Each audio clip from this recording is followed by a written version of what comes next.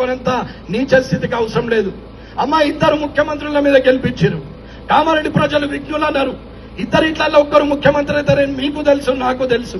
అయినా నన్ను ఓటేసి గెలిపించారు. నేను గెలిచిన నుంచి గెలవక ముందు అదే కారులో ఒక్కొన్నే వచ్చిన, ఇయ్యాల కూడా నేను ఒక్కొన్నే వచ్చిన. 20 మందిని వేసుకొని 20 బండ్లు వేసుకొని వస్తేనే లీడర్ అని మీరు అనుకుంటే ఆ లీడర్షిప్ నాకు అవసరం లేదు. పొద్దున్న లేవగానే దరిద్ర ముఖాలు కనిపించేటట్టు ఫ్లెక్సీలు రోడ్ల పొంటంతా వేసుకుంటేనే లీడర్ అంటే ఆ లీడర్ నాకు అవసరం లేదు.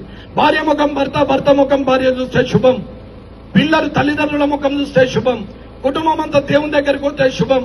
కానీ దొంగన కొడుకుల ముఖం లీడర్ల చూస్తే ఏమొస్తుంది నాకు అర్థం కాదు. పొద్దున్న ఒకడు ఈ మూలకు మొక్కుకుంటుంటాడు, ఒకడు చెయ్యి ఊపుతాడు, ఒకడు నడుచుకుంటుంటాడు. సంక్రాంతి పండుగ శుభాకాంక్ష ఆడు ఎత్తనే మనం చేగోలు చేస్తాం, లేకుంటే చేయనే చేయం. ఆడు వినాయక చవితి శుభాకాంక్షలు పాశం ఆడండి పెట్టినట్టు ఏముంది. దీపావళికి పేనీలు అంతే కూర్చు, సంక్రాంతికి ముగ్గులేపిస్తే కూర్చు. అదే పని తప్ప వేరే ఆలోచనే లేదు. అమ్మా, మున్సిపల్ అంటే కోట్లు. మీకు అర్థమవుతుందా?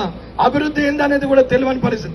90% జనానికి 90% కూడా చదువుకున్న వాళ్ళకు కూడా మున్సిపల్లో ఇంత ఉంటుందని తెలియాలనే చెప్పిన. అమ్మ, ఎవరికి ఓటేస్తారనేది మీ నిర్ణయం. నరేందర్కి వేసుకోరు, ఇంకోనికి వేసుకొని కానీ నిజాయితీకి ఓటేయండి. నిజాయితీగా కాకుండా మీరు అనవసరమైన లంగల్ని గెలిపిస్తే మీ కిందికి నీళ్ళు వస్తాయి తప్ప ఎవరికేం లేదు. అన్న, మీరు ఓటేస్తే ఎమ్మెల్యే, మీరు ఓడగొడితే మాజీ ఎమ్మెల్యే, నాకేం పెద్ద సమస్య లేదు. నేను ఓడిపోయినా, నేను గెలిచినా, నేను పర్మనెంట్. రమణారెడ్డి పర్మనెంట్, నా క్యారెక్టర్ పర్మనెంట్, నా నిజాయితీ పర్మనెంట్. మీరు ఓటేస్తే ఎమ్మెల్యే, లేకపోతే మాజీ ఎమ్మెల్యే, కానీ నా క్యారెక్టర్ అయితే పోదు. అన్న, ప్రాణం ఉన్నన్ని రోజులు నిజాయితీగా ఉంటాం. తినేది లేదు, తిననిచ్చేది లేదు. ఇది కామారెడ్డి మార్పు కోసం మిమ్మల్ని కోరుకునేది. మీకు తెలవాలని చెప్తున్న లెక్కలు. ఈడ అమాయకులు ఉన్నారని నేను అనుకోవట్లేదు, అర్థమైతలేదనేది నేను అనుకోవట్లేదు. కానీ అర్థం కాకుండా నాకెందుకులే అనుకునే ఒక మనస్తత్వం అందరికీ అలవాటైంది. అమ్మా, మనకే అవసరం, మందికి అవసరం లేదు. మనకే అవసరం అని చెప్తున్నాం. ఆ రోజైనా ఈ రోజైనా అదే చేస్తున్నాం. 20 బండ్లు వేసుకొని వస్తే ఒక 2 బండ్లు ముందు వస్తాయి, 2 వీడియోలు ముందు వస్తాయి. ఆడికెళ్ళి బండ్లు వస్తుంటే జూమ్ చేసి తీస్తారు. అవన్నీ వచ్చి ఆగుతాయి. బండ్లకెళ్ళి దిగుతాడు సారు. దిగిన తర్వాత మొత్తం స్లోమో తీస్తారు. మీతో మాట్లాడి మళ్ళీ ఎక్కుతాడు.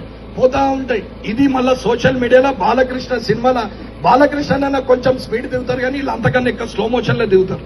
దానికో పాట తడు అన్నొచ్చిండు అన్న దేనికి వచ్చిండు, ఏం బీగరికి వచ్చిండు అనేది తెలియాలి కదా. ఇది కూడా అర్థం కాకుండా మరి లీడర్ గాడా, మరి రమణారెడ్డి 2 బండ్లు 40 బండ్లు వేసుకొని రారాదా? వస్తా, 20 బండ్లు వేసుకొని వస్తాన్నారు రేపటి నుంచి. కానీ 20 బండ్లలో 20,000 డీజిల్ కావాలా? 20 బండ్లలో 5 చొప్పున 10 మంది ఉంటారు, 20,000 టిఫిన్ కావాలా? మధ్యాహ్నం అన్నం మంచి నాన్ వెజ్ అన్నా నోరు అంతా సప్పగా నిన్ననే తింటాడు, మళ్ళా సప్పగా అవుతుంది. వానికి మళ్ళా 30,000 పెట్టి మళ్ళా నాన్ వెజ్ తినిపించాలా?